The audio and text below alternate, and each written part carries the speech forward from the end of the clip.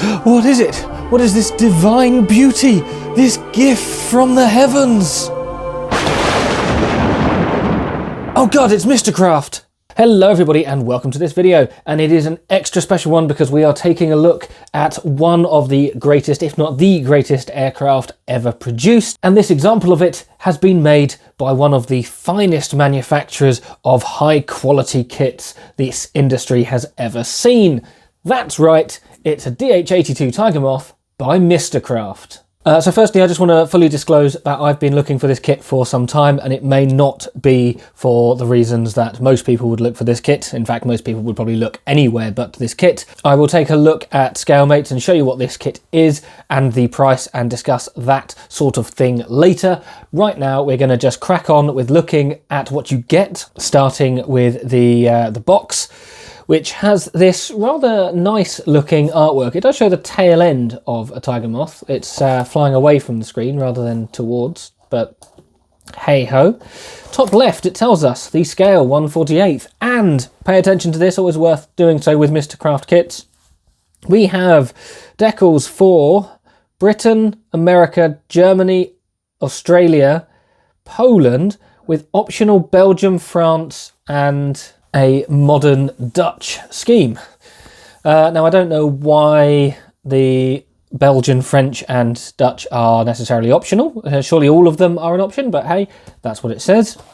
Here, of course, it says D.H.82 Tiger Moth. Over here, it has the brand Mistercraft Hobby Kits, or Mr. Registered Trademark Craft Hobby Kits. There is an address down here, should you wish to visit their... I'm just getting the light in the way. There is an address down here should you wish to visit their website directly. That's the artist. It looks like it's dated 2016, which I think is about right. And of course, the legendary Super Decal included banner across the bottom right. Well, we all know how super they are, right? Starting along the long edge on the top, it shows us more or less what we already know, except this time it has a little bit additional. So it's D.H.82 Tiger Moth, Mistercraft, and it says 2 World War trainer biplane. That's right, not World War II, it's a 2 World War, or maybe it's just II World War, or maybe it's just WW2, who knows, but it's a 2 World War trainer biplane. Suitable for ages 14 plus, and we have various gumph in multiple languages here. Kit contains parts for one model, paint and glue are not included, with English instructions. And this line here is why you can't sue them for misrepresentation. It says incredibly small writing, content may vary from illustration. Model kit. There's the Mistercraft address should you wish to send your fan mail to them. Recyclable and some other gumph. The shop edges, we have more of the same. It gives you the product code E42 5 series. It's a required modelling skill 3. You need 3 model skill to do this. And on this edge, it says British 2 World War trainer biplane. The other shop edge is ideal for storing the kit that way. That's actually quite a good feature. So if you own a shop and you want to stack them like that, you can. And if you own a shop and you stack them like that, you can. And it gives you more or less the same information. Mistercraft Hobby Kits. There's the item number. Actually, yes, that's new information. That wasn't on any other side, was it? Item, should you wish to look out for this online, 050429, E42 5 series, 2 World War biplane, D.H.82 Tiger Moth, skill level 3. And this time we have some dimensions. Sorry, it's quite a long box, so it's a bit difficult to fit it in here. We have dimensions of 15.4 centimetres, which I'm guessing is length. And it shows us a Belgian one and an Aussie one. And then the other long edge has what looks like tick boxes down here. Model Lenghut. See, Model Lenghut, 154 millimeters. Is that the same as what it said there? 15.4, yeah, that's the same. So Model Lenghut is 154, Model Wingspan is 192, 34 parts, good. I'll make a note of that because I like writing that in the build videos.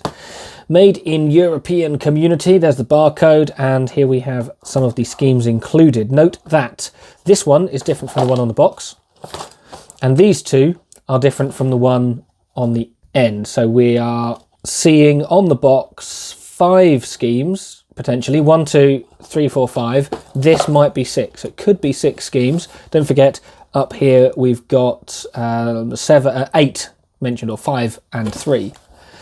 So interesting. And here it says decals for 3 painting schemes and optional, which is more or less what it says at the top there. Although, of course, one of the optional ones is on the end. Being a top opening box, the back is completely blank. So, I know you are all on the edge of your designated seating spaces, so let's open it up and see what Mistercraft have provided. Just want to highlight, now that I've got the top off the box, how you could easily fit 2 of these kits in here because it takes up so little space. But the plastic parts are in this bag. We then have the instructions and multiple sheets of decals in there. You can see one of them's bulging out. So let's get rid of the base of the box. We will take a look at the plastic parts shortly, but for now we're going to start off with the instructions. Let's get the decals out of the way as well. I would normally look at the decals first to keep them safe, but I want to see what the colour call out is on here first, because I've been stung by Mistercraft. I didn't expect them to be anything, but anyway, we'll move on to that shortly. So, page 1, this is it's not a booklet, it clearly opens out, as we'll see shortly.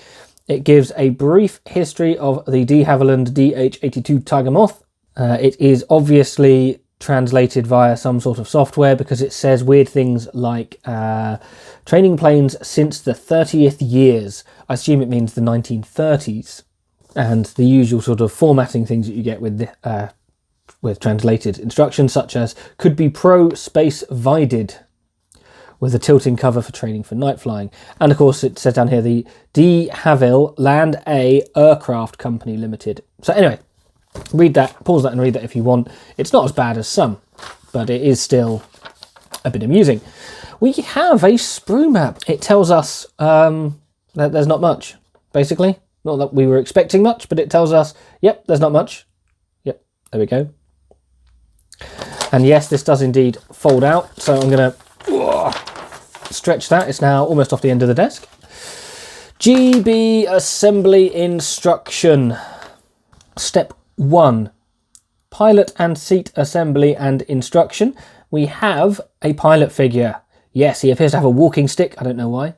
No, it's obviously meant to be the control stick. It's meant to go between, fell off the desk, between his legs, but instead it looks like it's a walking stick. Step 2, pilot and seat assembly and instruction. So exactly the same. They're even the same part numbers. Look, 1, 2, 3, 4, 1, 2, 3, 4. That's fantastic, right? Yep, good stuff. Engine cowling assembly, step 3. And then the undercarriage. You're already on the undercarriage. Not even stuck the fuselage together yet. Step 4, undercarriage. And then, oh God. I like this. So right, you got step 1 is stipping.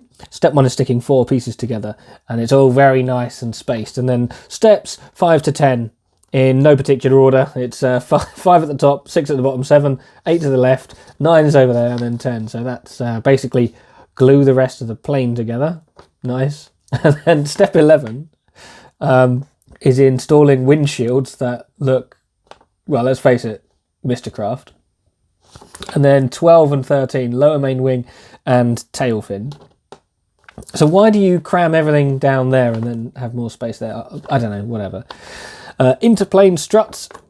Oh, and something that I was wondering earlier, it shows here, step 1, it's got this little clock.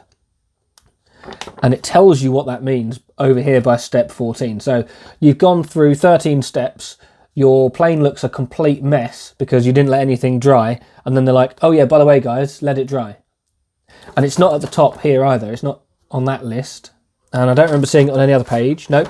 So yeah, that's the first time that they tell you what that symbol means. Step 14, which is basically the end of the plane, because step 15 is the undercarriage from step 4 to the rest of the plane from steps 12 and 16 and the struts. So why are you making the undercarriage at step 4 if you don't need it until step 5? I'm asking too many questions. Mistercraft! And that appears to be it. I'm going to turn over, and yet there's no other construction steps. Something that I want to mention in general with Tiger Moths, because it annoys me more than it perhaps should. There is, of course, a fuel line that goes from the fuel tank, which is the top of the top wing, and runs down via gravity into the engine. And nobody seems to model it in any scale. I've never come across a fuel line modelled, even in 48 when it would be visible. So this kit does not beat the Airfix one in terms of detail. Right, on the back, I'm going to fold it over so that we don't see this, but just so you know, that's just the front. The next 3 bits are the marking and painting. There we go, all of that. In fact, I've just moved the camera a little bit so that I can give my arms a break and leave it sitting there without, well, my arms aching. These are the schemes that are included. Number 1 is Polish Air Force, Great Britain. Which is not true, it's actually RAF, but it's obviously a Polish squadron. Number 2 is USAF, Great Britain, fair enough. It's not though, it's USAAF, because the USAF wasn't around in 1943. Number 3 is RAF, and is that supposed to say autumn? I think it is, UTIM. Yeah, because we got the summer of 42, the spring of 43, and the UTIM of 1941. And then, let's put that back. Next we have the Royal Australian Air Force, winter 1943. And number 5 over here is Luftwaffe 1942-3. And then over this side we have 6, which is the Belgian Air Force in 1946. The Belgians did have a couple of Tiger Moths. In the end, they didn't adopt the type. They developed their own, which was the SV4. But they did have a couple of test ones, although as a side note, they were fitted with tail wheels. I don't know if they were when they first arrived, but they definitely were at some point. So we are going to compare this with the box. The box says we have RAF. Yes, we have 2, but 1 that it calls RAF. The US Army Air Force, yes, it's wrong, but it's there, it's 2. German, yes, Luftwaffe down there. Polish, sort of, it's not Polish Air Force, it's Royal Air Force Polish Squadron, so yeah, I'll allow it that. Optional, even though all of them are optional, of Belgian, yes, Belgian is over there. And then we have French and Dutch, which are not included anywhere on this instruction sheet. We also do not have this one, which is the one on the side of the box. It's clearly meant to be the one at the top there because it's got the same code and everything, but that is different. The yellow comes halfway up the fuselage and there it is, of course, not. And we have no sign whatsoever of those other 2, so that is wrong. Looking at it in more detail, we have the paint colours. It says here required colours. It doesn't give you, well, it does give you numbers. It gives you the RAL and the federal standards rather than any particular paint brand. So we've got dark earth. I'm just scanning to make sure that this makes sense. Dark earth and dark green are correct. Medium grey. There is no medium grey. Unless it's an interior colour. There is no C that I can see. No medium grey mentioned anywhere. Let's get my my face on a pen and we're going to say no. Right, so there's no medium sea grey. D is then white. Do we see any white? No, there's no white apparently. E is black. There obviously will be some. Again, it doesn't actually tell you what colour the propeller blades are, but I'm guessing they would be black. Where were they assembled? Oh dear. Yeah, it doesn't actually say. There are absolutely no painting instructions on the inside at all. So there's no black. Aluminium, is anything aluminium? It should be. No, it's not. The reason why I say, well, I say it's aluminium. It's not aluminium, is it? The Belgian one is silver dope. So there's no aluminium mentioned either. Oh, there is a black. I can see the black. It's mentioned on the tail wheel there. But there's no aluminium, so we don't need that one. Oxidized metallic is G. That's not on the painting instructions either. H is rust, that's for the exhausts. I is silver metallic, I saw that one. That is for the Belgian example. J is yellow-green matte, which is presumably an interior colour, although it's not mentioned anywhere on the instructions. I'll let it off just because I know what it means. K is yellow, yep, there's plenty of yellow, as you can see there's the bottoms. And I, sky blue type S matte. You see, I, guess what, that's not on here either, so we'll cross that off. So you actually don't need these paints. It just says they're required. See, there it says required colours, even though you don't. Right, with that done, it says stencil data blue is for information only. Please obtain as separate sheet, which I'm interpreting as there are transfers you need, but we couldn't be bothered to provide you. Interesting. Oh, this is very in the way. Put my pen down for a sec. And these are the top views. You can see the top wing and the bottom wing are the same colour. The reason why I note that is, strictly speaking, the RAF camouflage schemes lightened the lower wing. It was to do with shadowing effect. However, the German one here has a different shade of green. Even though it says B, it's clearly darker on the top wing. Interesting. And if you want to know what camouflage pattern it is on the bottom wing, tough. You can't, because you just get a single top-down view. There is a top and a bottom of the Belgian one as well. Very cluttered, very typically Mistercraft in that it's presumably just an afterthought. But it tells you where most things go, and that is it. That's the instructions done. I'm going to... Oh, dear. I don't like these instructions. I'm going to put them at the back there. We're going to move the kit out of the way, and then we're going to go on to the decal sheet. Now, Mistercraft are gracious enough to provide not one, not two, but 3 little decal sheets. I don't know why this one couldn't just be printed like that, but hey, there we go. So we're going to look at the white one first, and I've immediately seen something which amuses me. In fact, I've seen loads of things that amuse me. So look at the roundels and how the red overlaps onto the blue, creating this kind of 3-tone effect. Very nice. That was sarcasm, of course. I also note that it has Decal 11, Dorothy. I don't recall seeing Dorothy anywhere on this sheet, so that's odd.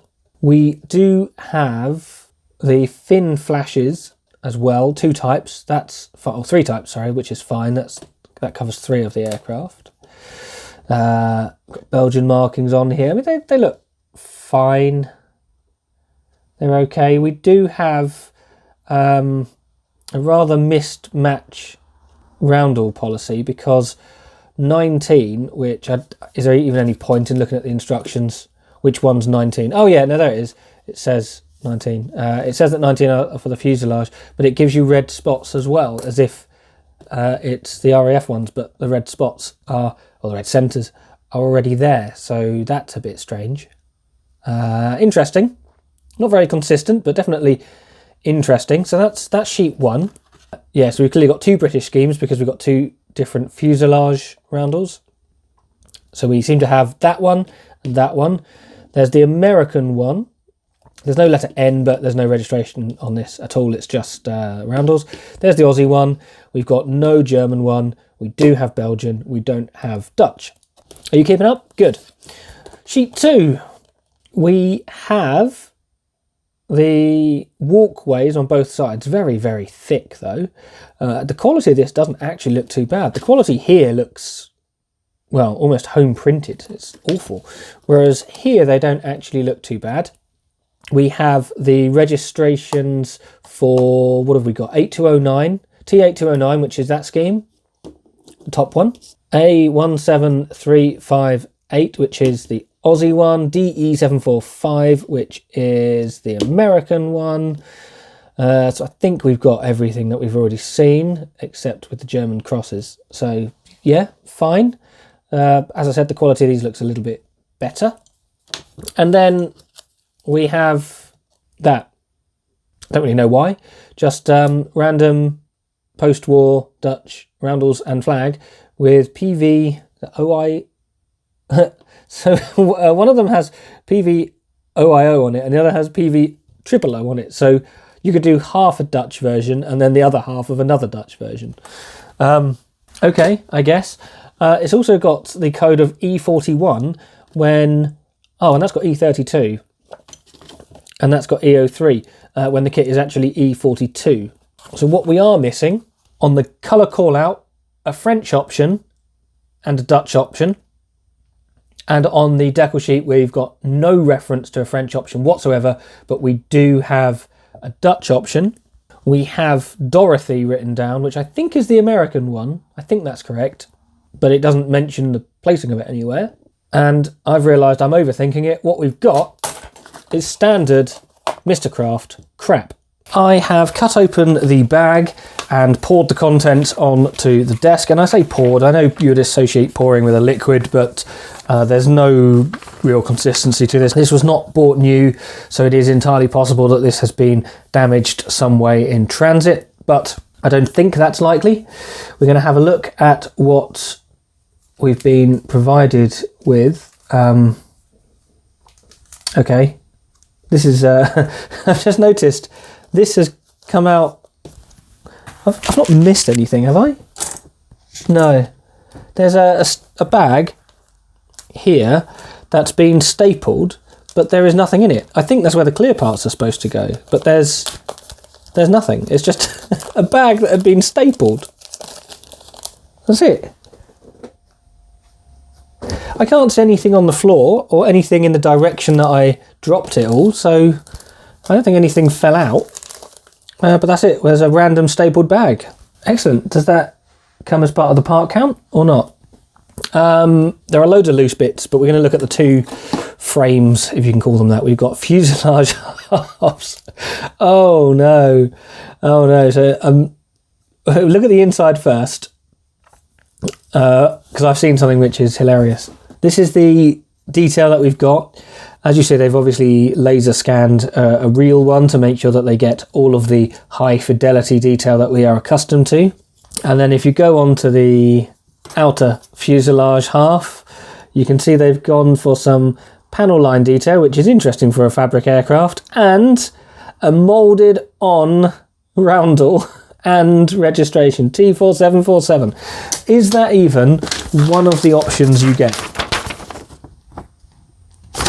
No, that is not one of the options you get. I think I know what one that is. We'll go back to that when we come to looking at Scalemates. But yeah, on both sides of the fuselage, they give you a moulded on roundel and registration. Excellent. So generous. Right. Oh, yeah, sorry, we should look at the pilots as well. This guy has an interesting face. I think he's looking to the right. I think he seems to have had his eyes gouged out, and there's a big hole and he's on the floor. Anyway, so this guy over here seems to be wearing flippers and has flared trousers. I don't think you should really be using a flared flight suit. That's hard to say. Flared flight suit. Say it 10 times. Flared flight suit, flared. I'm not saying it, but you should at home. That's your homework. He's either wearing goggles or has incredibly swollen eyes, but is otherwise quite smartly dressed and is at least looking forwards. Also on that frame, or at least what was supposed to be on that frame, were the wings. We have the top wing with fuel tank here. The fuel tanks on the Tiger Moths are corrugated.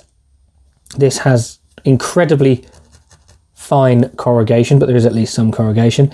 There is a semblance of the leading edge slats that Tiger Moths have, and of course there are the big roundels which are moulded on. Wonderful. I'm so glad you did that.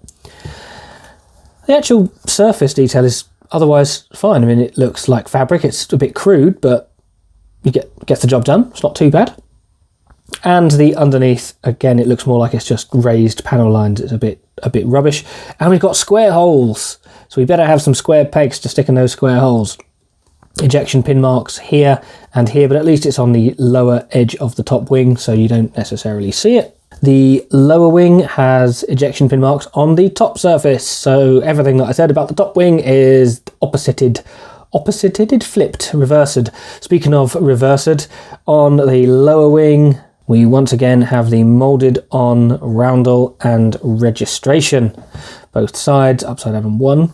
No ejection pin marks on there, and we have a variety of round holes. Well, I've just accidentally used it as a bat and centre seat flying. We do also have a separate texture for the non-slip walkways, which is actually quite nice. Yeah, it's come out quite well on this scale. On the scale? In the scale, you know what I mean. The part that I batted across the desk, I am ticking them off as I go. That's why I've got the part map out on the instructions in front of me. So the one that I sent propelling was one of the part 1s. The other part 1 is here. So these are the seats is a loose term. It says F on one and it says B on the other, you see.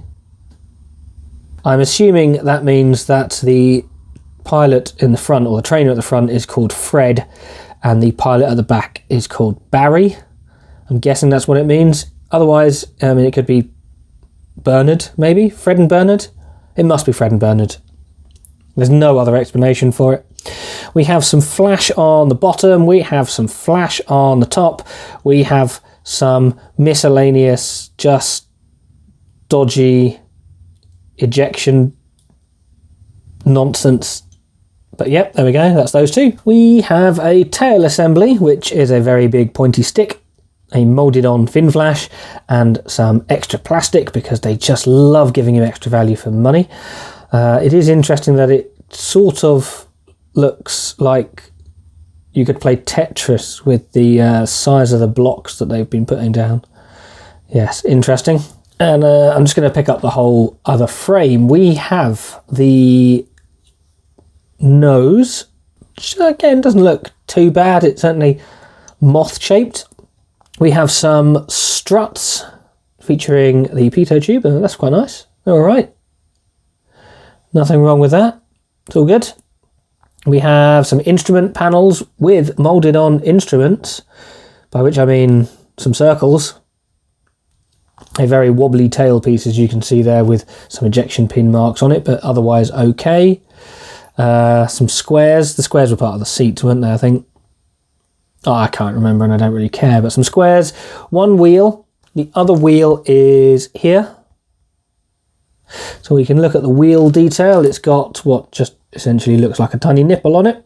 So it's a wheel with a nipple and a hole on the inside. There we go. We'll put that over there with the others. Then there are some other struts and undercarriage. Looks a bit spindly, I guess. Whatever part 16 is there. Oh, it's probably the exhaust or something stupid like that, isn't it? I don't know. Yeah, fine. Also off the sprue is part 7, which is a pin. More undercarriage. The propeller assembly featuring extra plastic and some horrible dimples or chicken pox or something that's clearly infected. And this, oh, this was the exhaust bit. I don't know what the other one is then, I don't care. This, we've got whatever this is. Whatever this thing, presumably an exhaust that extends underneath, there's that as well. By my adding up then, that is all of the parts except a lack of clear parts, a lack of canopies. Well, not canopies, they're windscreens, but you know what I mean. I'm guessing that's what this bag was. I thought they were being generous and giving me a free bag, and instead they were actually being tight and giving me a lack of canopies, or windscreens, not canopies. I keep calling them canopies, they're not canopies, it's windscreen. The only other thing left to do is send search and rescue out for the other pilot. So I have done so.